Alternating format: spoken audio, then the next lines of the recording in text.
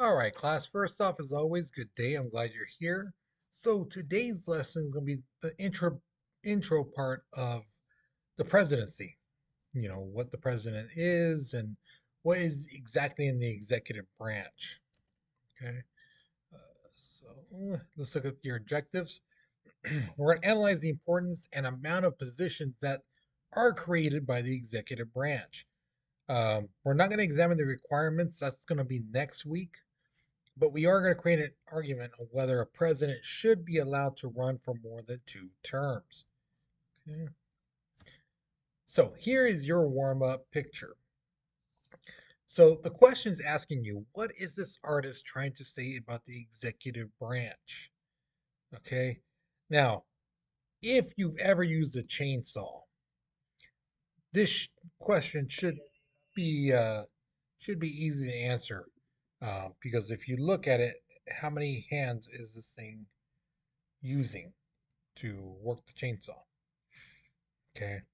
Um, if you've never used a chainsaw, still you can still answer this question by looking at the different branches and judging from there what is the artist trying to say. Okay.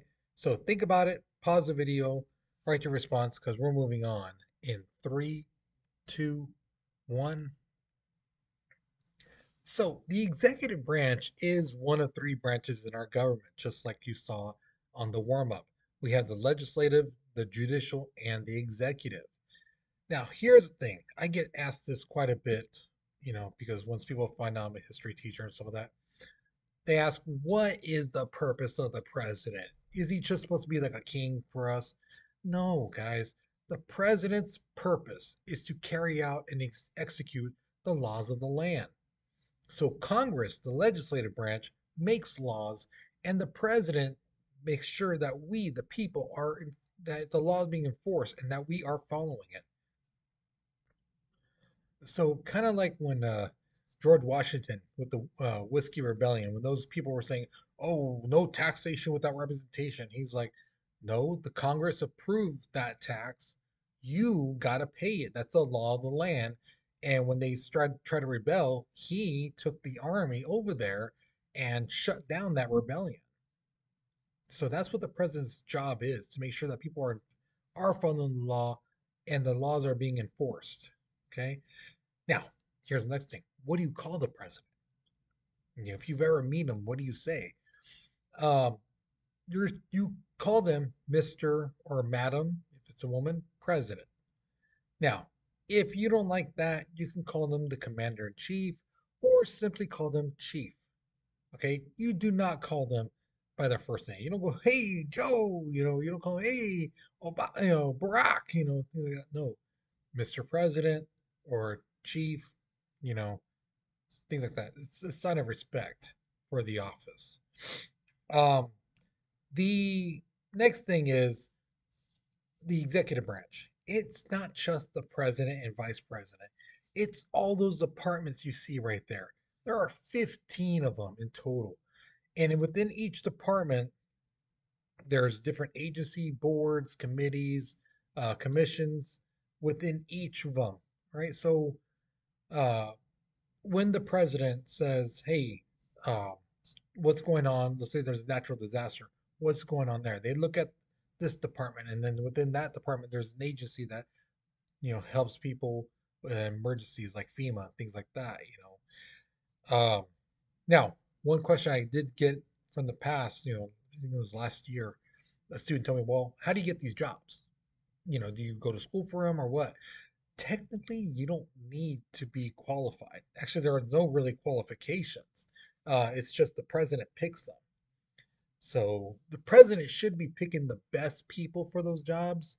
Like Treasury, it should be somebody who's very good with the economics and how business functions, how budget works, and things like that.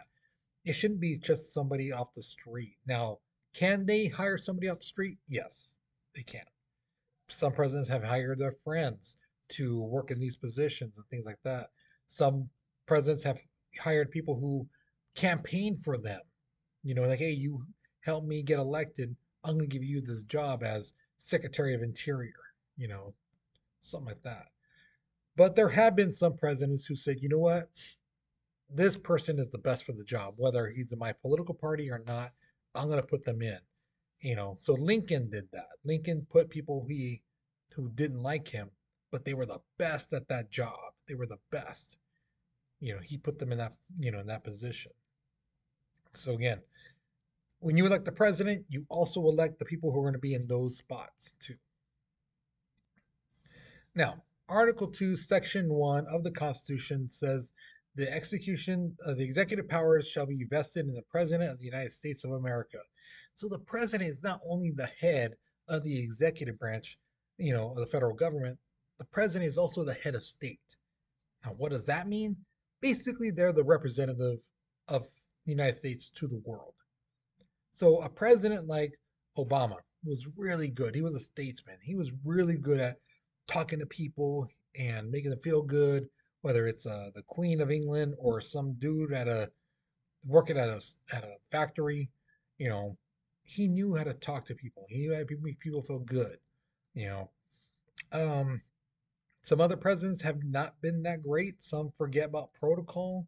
Like if you're with the Queen of England, you're supposed to stand next to her, not in front of her.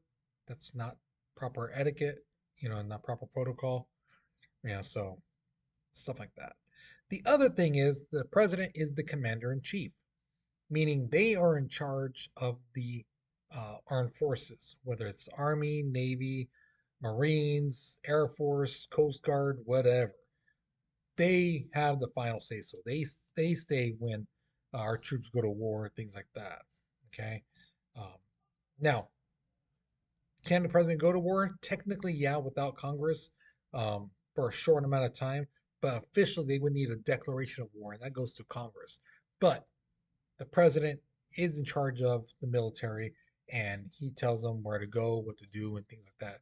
The generals may give recommendations, and the president would say yes or no to them. Okay. Now, originally, when these guys, the framers, were making the Constitution, some of that, they were like, should we have one president? Some people were saying, no, no, no, we should have two presidents, kind of like the Spartans. The Spartans had two kings. We should have two presidents. And then someone's like, well, what if one votes yes and one says no? Then how do we break that tie? Oh, we should have three presidents. Well, then why not have five or seven? So it just boiled down to like, we just need one. Now it came to the point of how powerful should the president be? So the Federalists, so people like Alexander Hamilton and John Adams and people like that, they felt that the president should be powerful because if the president is enforcing laws and making sure people follow these laws, they need to be powerful because if they don't, it's right back to the Articles of Confederation where people just ignore the laws of the land, ignore what the government says, and do what they want, and that causes chaos. The anti-federalist people, like Thomas Jefferson, James Madison, said, no, no, no, the president needs to be weak because if he's too powerful, then basically we have another king. And why did we go and fight against England if we're just going to have another king? It makes no sense. So, like, no, no, no, they should not be all powerful. To this day, this argument still goes on. How powerful should the presidency be? Is the president too powerful, or should they get more? It depends on who you talk to. Now, the executive branch also has this thing called EOP, the Executive Office of the President. It was created in 1939 by President Roosevelt. The thing is, Congress basically said, you know what? Yeah, the president needs help running this country. Now, believe it or not, before 1939, all those other presidents, basically, when they left office, they were broke. I mean, broke. Why?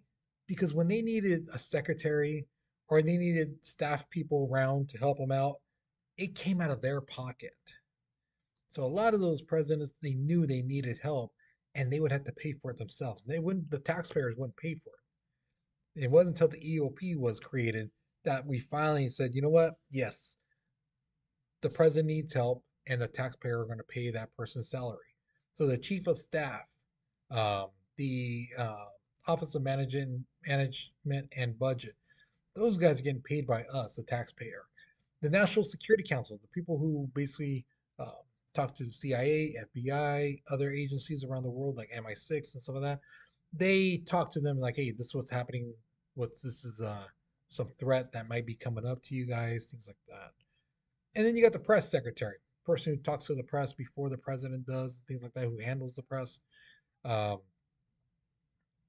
they are paid by us, the taxpayer. And some of them do a really good job, some of them do a horrible job. It just depends. Now, here's my question to you. Do you think it's a good idea to limit a president to 2 terms, so only 8 years? Now, before you answer, think of this, not just the good presidents, but also the bad ones. So you can't cherry pick saying, oh, this president should be run as many times as they want, and this president, no. No, no. The rules are the rules for everyone. So good and bad. Based off that now, what do you think? Is it good that the president is limited to just 2 terms? Yes, no, and why? Okay. Again, the writing prompts on the bottom there to help you out. Okay. Use it. Okay, guys. So, with that being said, that's it for this lesson. All right. So, hopefully, you learned something new. Hopefully, you enjoyed it. You guys, you take care, you be safe, and I'll see you guys later. Okay.